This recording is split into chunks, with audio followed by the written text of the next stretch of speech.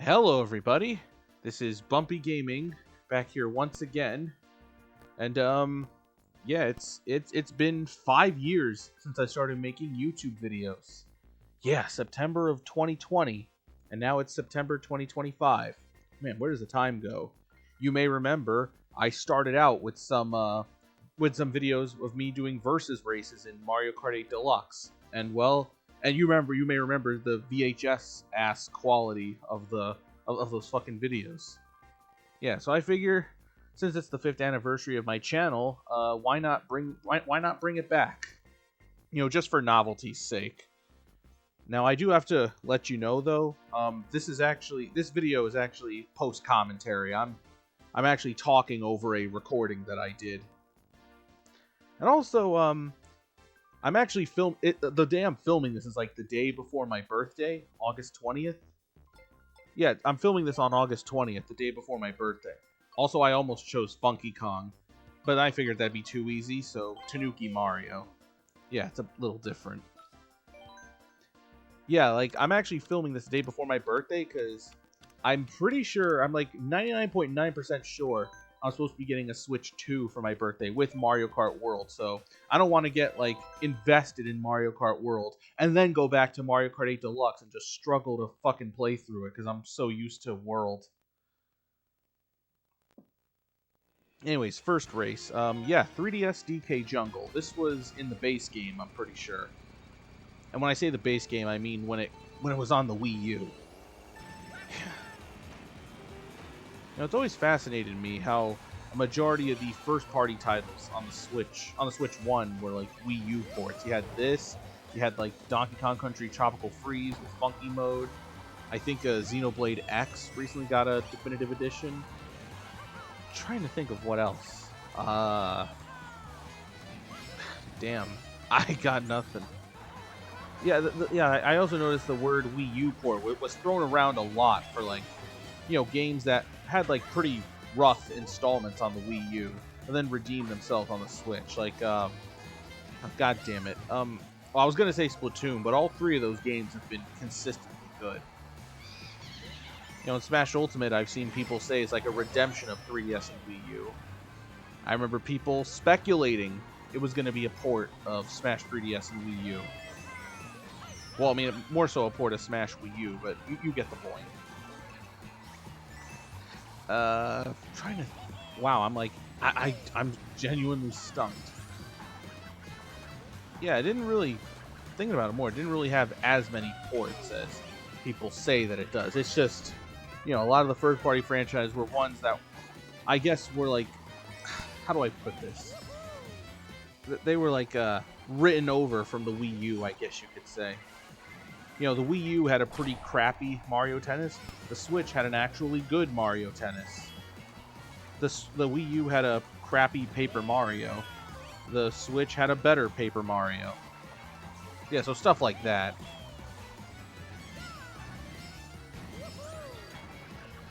Really goes to show how I kind of got caught up in that whole echo chamber of like, oh, every Switch game is a crappy Wii U port and they're charging $60 for it.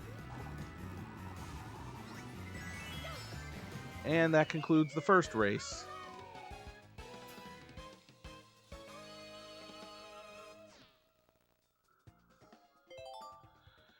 Alright.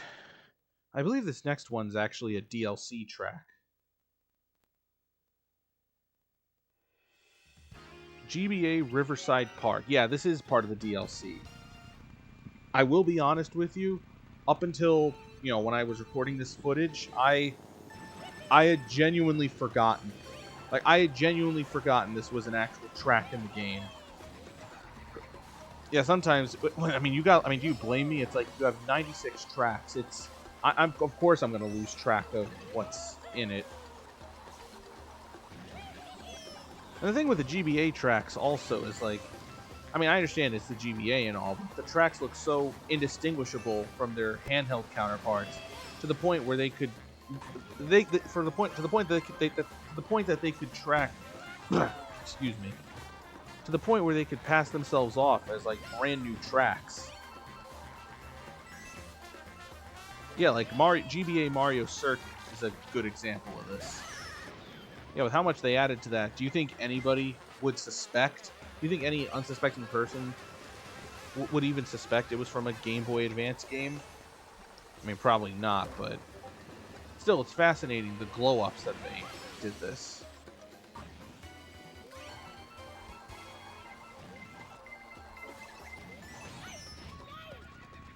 Also, I'm noticing something about Mario's voice. It sounds closer to his new voice actor, Kevin Afghani, than it does Charles Martinet.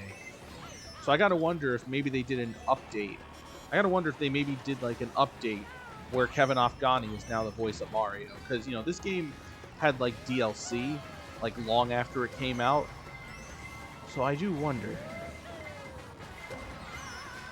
Okay, that was clearly Charles Martinet. That's a voice line from like Superstar Stuff. Listen to this. Yeah, that sounds like Kevin Afghani. Like, I don't remember any form of Mario saying that in Mario Kart 8 Deluxe.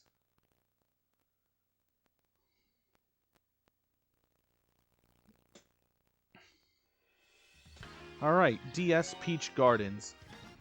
Was this DLC? I think this was part of the DLC. The Switch DLC. Yeah, I had to remind myself that the Wii U version also had DLC.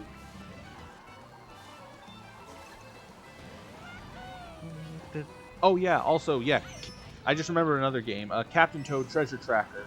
That was a Wii U game that got ported to Switch and 3DS. Wow, that just randomly came to me.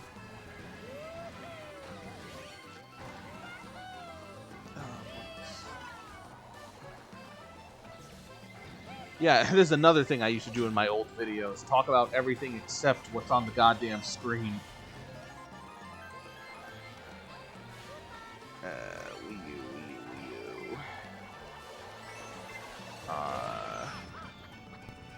Yeah, I genuinely have nothing else in terms of, like, proper ports and shit.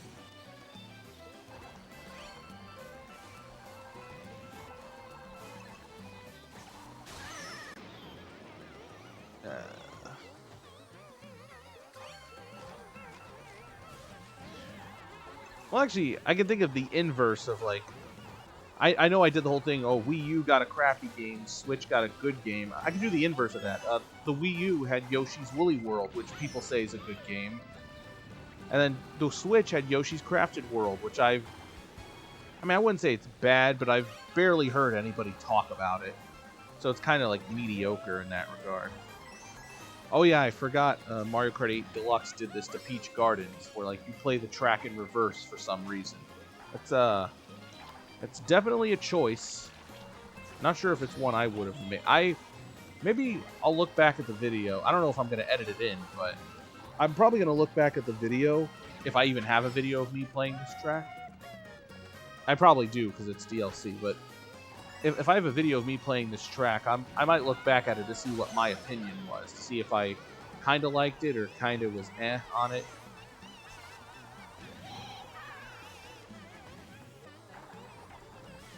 Yeah, but this is definitely a choice.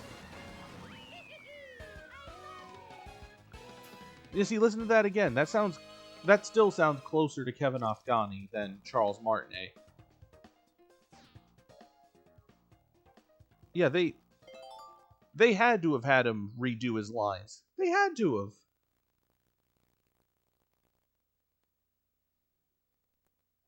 Or maybe I'm going crazy. Anyways, here's a track that was in the base Mario Kart 8 for Wii U, N64 Yoshi Valley.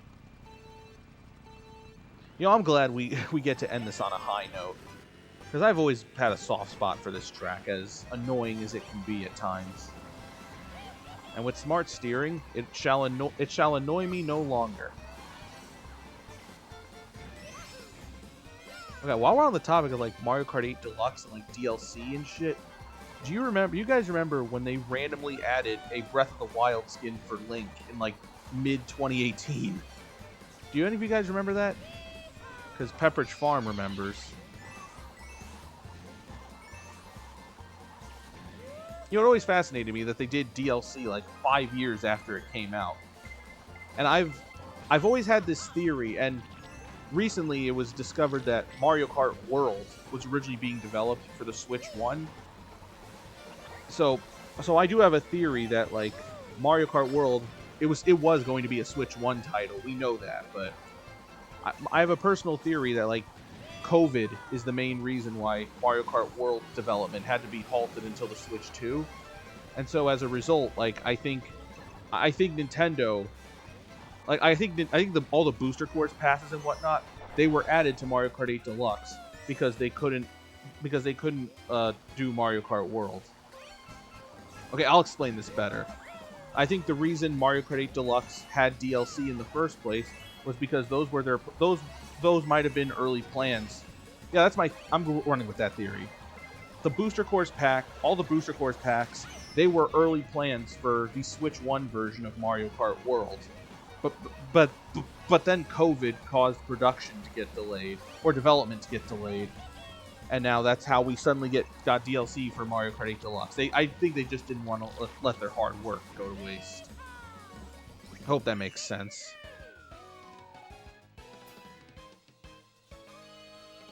And I think we should be in first overall. Yeah, first overall. No big surprise.